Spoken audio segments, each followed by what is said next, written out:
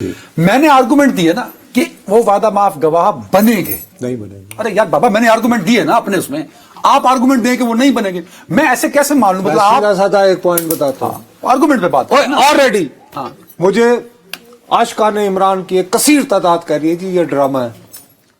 اور کہتی یاد ہے آپ کو باجوہ صاحب کے زمانے میں ایک جاوید اقبال صاحب لیفٹیننٹ جنرل پکڑے گئے تھے، ان پہ الزام تھا کہ جی انہیں امریکنوں نے کیسی گھڑی دی ہے اور پتہ نہیں کیا وہ ڈنڈا ہاں انہیں بڑی سزا ہوئی. آج کل کہاں ہوتے ہیں مجھے نہیں پتا، عام زندگی گزار رہے ہیں، ستیہ خون معاف. کورٹ مارشل کے بعد آرام بھائی جیل سے ان کو معافی دے دی گئی ہے نا، سنا ہے کہ نہیں؟ چیک کر لیں. ٹھیک ہے بٹ فائن، مطلب میرا سوال ابھی بھی میں آپ سے دوبارہ عرض کر رہا ہوں نا یہ، اور بھائی میں تمہیں بتا رہا ہوں عدنان حیدر از اے سالڈ آرگومنٹ کے یار آئی ایس پی آر کی میں بتا رہا ہوں نا، اگر تم مجھے بکواس کرنے دو گے تو میں تمہیں بتاؤں گا. میں کہہ رہا ہوں کہ مجھے عاشقان عمران کی کثیر تعداد 3 دنوں سے مختلف اس طرح کے نام یاد دلا کے کہہ رہی یاد ہے جی آپ کو اس پر کہا گیا تھا کہ نہیں چھڑنا.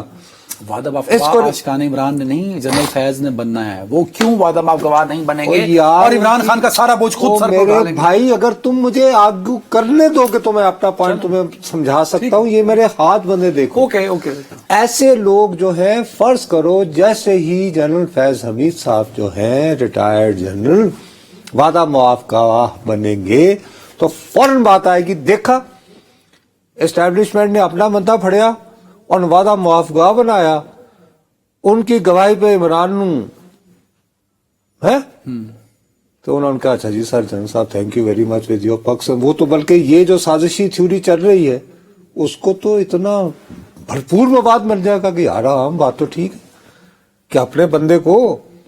تو آپ ایک نیریٹو بلڈنگ کی بات کر رہے ہیں.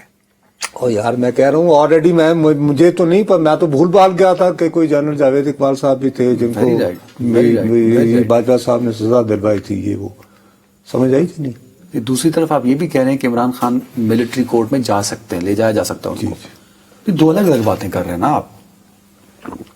میں تو سر یہ طے ہو گیا کہ نصرت جاوید یہ سوچ رہا ہے کہ فیض حمید وعدہ معاف گواہ نہیں بنے گا. میں فائن، تو ملٹری کورٹ کیوں جائیں گے؟ فیض حمید صاحب کے تمام تر ان کارہائے نمایاں جو انہوں نے اس ملک میں 5ویں نسل کی ابلاغی جنگ متعارف کروانے کے نام پر کیے، ان سب کا اور ان کا ایک حوالے سے ان کی زد میں آنے کے باوجود میں مصر ہوں کہ وہ وعدہ معاف گواہ ملٹری کورٹ پہ خان نہیں کیوں جائے؟ پھر تو نہیں جائے گا جی، آپ یہ کہہ رہے ہیں. ارے شریک جرم نہیں ہوتا.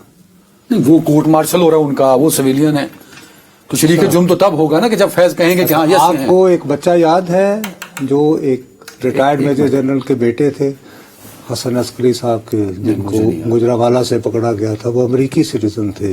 انہوں نے جب باجوہ صاحب کی ایکسٹینشن ہوئی تھی تو انہوں نے وہ سویلین تھے اور امریکن بھی تھے. ان کا فیلڈ جنرل کورٹ مارشل ہوا تھا یا نہیں خط لکھنے کی وجہ سے؟ نہیں. اچھا تو کیا ہوا تھا ان کا کورٹ سویلین کا کورٹ مارشل ہو گیا تھا.